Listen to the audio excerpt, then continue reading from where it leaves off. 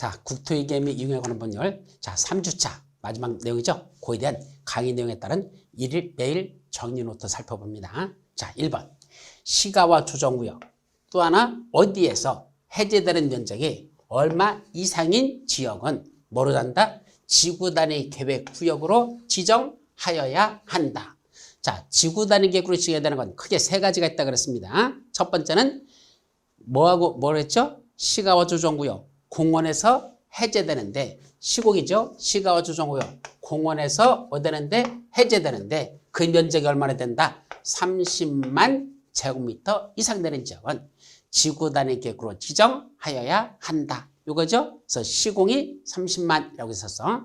그 다음에 요거 말고 앞에 용도 정택 대상과 중에서 정택이 정비구역과 택지개발지구에서 사업 시행이 끝난 후 몇 년이 지났다? 10년이 지난 지역.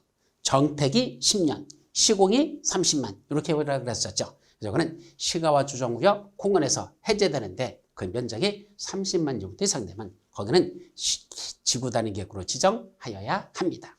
자, 두 번째, 어디에서 도시적, 외지역, 바로 관농지화 지역에 지정된 지구 단위 계획 구역에서는 저 시골에 지정된 지구 단위 계획에서는 지구 단위 계획으로 뭐를 완화시켜준다? 해당 용도지역 또는 개발진인 지역에 지정되는 건폐율에 얼마 썼죠? 건폐율의 150%.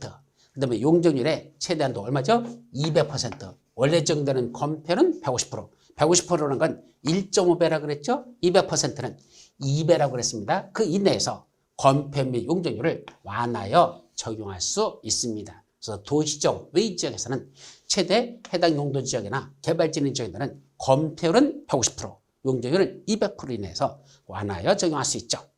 자, 세 번째, 토지의 형질 변경에는 몇 가지가 있단다?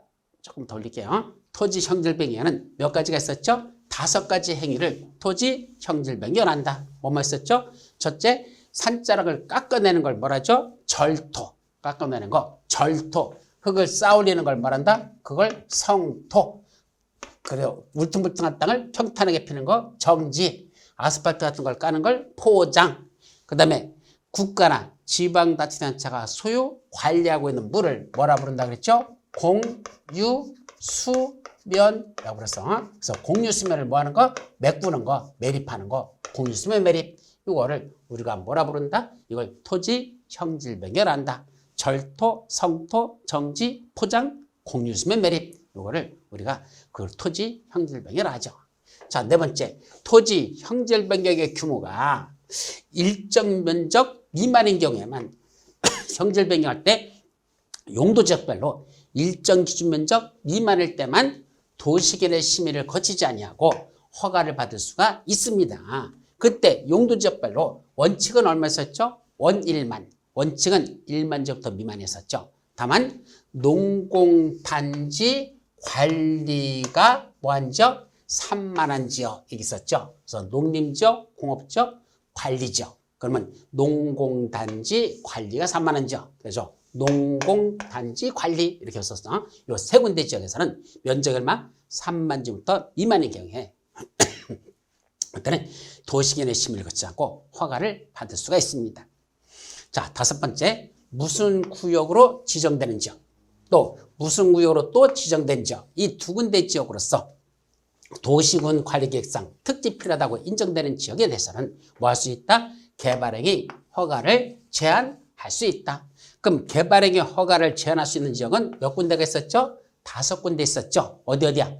녹계 지역에서 환경이 오염되면 계획을 수립하여 지구 기반을 튼튼히 한다. 그러면 결국 지구자 들어가는 지역, 기반자 들어가는 지역, 여기가 바로 개발행위 허가를 제한할 수 있죠. 그럼 지는 뭐죠? 지구는 지구 단위 계획 구역으로 지정된 지역, 이거죠. 또 기반은 기반시설 부담 구역으로 지정된 지역, 이 두 군데야. 그래서 지구 단위 계획으로 지정된 지역, 기반시설 부담으로 지정된 지역으로서 도시군 관리계획상 특히 필요하다고 인정하는 지역에 대해서는 개발행위 허가를 제한할 수 있다. 이 뜻이죠. 자, 6번. 무슨 지역? 관리지역, 농림지역, 자연환경 보전지역, 관농자라고 되어 있죠. 지역 중 일정한 지역에 전부 또는 일부에 대해서는 뭘 지정할 수 있다? 성장관리계획구역을 지정할 수 있답니다. 그럼 성장관리계획구역은 어디만 지정한다 그랬죠? 진짜 보전한 지역, 시골 지역에서만 지정한다 그랬습니다. 그럼 시골은 어디야? 관농자죠. 근데 도시지역 중에서도 개발 못하게 하는 지역이죠? 바로 무슨 지역이죠? 녹지지역이죠. 그래서 머리자 받아서 녹관농자, 녹지지역, 관리지역, 농림지역, 자연환경보호자죠. 여기에만 성장관리계획구역을 지정할 수가 있습니다. 녹관농자. 자, 7번 개발밀도 관리구역에서는 어떤 효과가 발생하죠? 해당 용도지역에 적용되는 뭐만?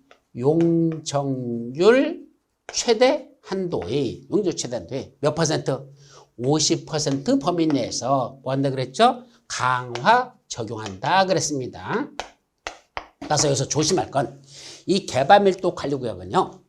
건폐율 또는 용적률을 강화 적용한다고 돼 있어. 법률에는. 근데 구체적으로 건폐율 용적률을 얼마나 강화 적용하려라는 건 대통령령으로 정하라고 돼 있고 대통령령이 시행해 봤더니 해당 용도지역에 적용되는 용적률 최단도의 50% 범위에서 강화 적용한다라고 돼 있습니다. 그럼 시험 문제 풀 때 두 가지 용어를 지문을 잘 보세요. 첫째, 개발밀도 관리구역에서는 건폐율 또는 용적률을 강화 적용한다라고 돼 있어. 맞는 문장, 틀린 문장. 맞는 문장입니다. 법률에 그렇게 되어 있습니다. 건폐율 또는 용적률을 강화 적용한다. 그런데 개발밀도 관리에서는 건폐율 또는 용적률을 50% 범위에서 강화 적용한다. 그때는 틀려버립니다. 왜? 50%란 구체적인 이 수치가 들어가면 뭐만 나와야 된다? 용적률만 강화 적용하는 겁니다. 50%란 말을 강화 들어가는 건 용적률만 50% 강화하지 건폐율은 50% 강화한다는 말이 없기 때문에 50%란 말이 될 때는 반드시 용적률만 50% 범위에서 강화 적용한다고 해야지만 맞는 문장이다. 그래서 50%란 말이 들어갈 때는 용적률만 나야 되고 50%란 말이 없이 그냥 강화 적용한다 할 때는 건폐율 또는 용적률을 강화 적용한다. 그렇게 써도 그건 틀린 문장이라 맞는 문장이 될 수 있다는 거 아셨죠? 그렇게 정리해 두시기 바랍니다. 자, 이제 마지막 8번부터 보도록 하죠. 8, 9, 10번.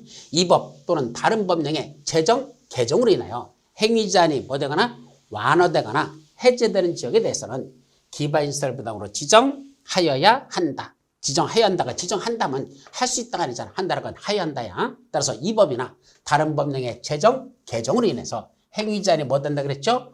완화, 강화되는 거 아니야? 완화되거나 또는 해제되는 지역에 대해서는 기반시설 부담으로 지정하여야 요거 쓰라는 얘기야. 지정하여야 한다지 지정할 수 있다면 안 돼요. 필수적이기 때문에 반드시 지정하여야 한다. 이게 중요한 겁니다. 9번 기반시설 부담구역 지정 고시일로부터 몇 년이 된 날까지 기반시설 설치 계획을 수립하지 아니하면 그 몇 년이 되는 날에 언제 그 기반시설 부담구역 지정은 해제된 것으로 본다. 숫자 몇 년? 1년. 그 다음에 이건 다음 날. 시험 문제 부지기수로 났던 내용이야. 작년에도 났었고. 그래서 기반시설 부담구역 지정 고시일로부터 1년이 된 날까지 기반시설 설치 계획을 수립하지 않으면 그 1년이 되는 날에 다음 날에 기반시설 부담구역 지정은 해제된 거로 봅니다. 자, 마지막 기반시설 부담구역에서 기반시설 설치 등의 부과 대상인 건축행위는 단독주택이나 숙박시설 등의 시설로서 면적이 얼마죠? 200제곱미터를 초과하는 건축물의 신축행위하고 또 하나 증축행위를 한다. 신축과 증축행위만이죠. 그래서 이런 200제곱미터를 초과하는 건축물의 신축, 증축행위가 원칙입니다. 다만 기존 건축물의 연면적이 있다면 증축할 때는 기존 건축물의 연면적을 포함합니까? 제외합니까? 포함하여 라는 말 조심하라고 해서 기존 건축물의 연면적을 포함해서 200제곱미터를 초과하는 건축물의 신축, 증축행위를 하죠. 다만 단서 있었죠. 기존 건축물을 전부를 철거하고 신축하는 경우는 기존 건축물의 연면적을 초과하는 부분이 부과 대상이 된다라는 예외도 있었습니다. 거기까지도 같이 기억해 두도록 합니다. 자, 여기까지가 국토위계 및 응용하는 법들 다 정리를 마쳤습니다. 자, 여러분 힘내시고 우리 다음 시간에 보도록 합니다. 여러분들 수고하셨습니다.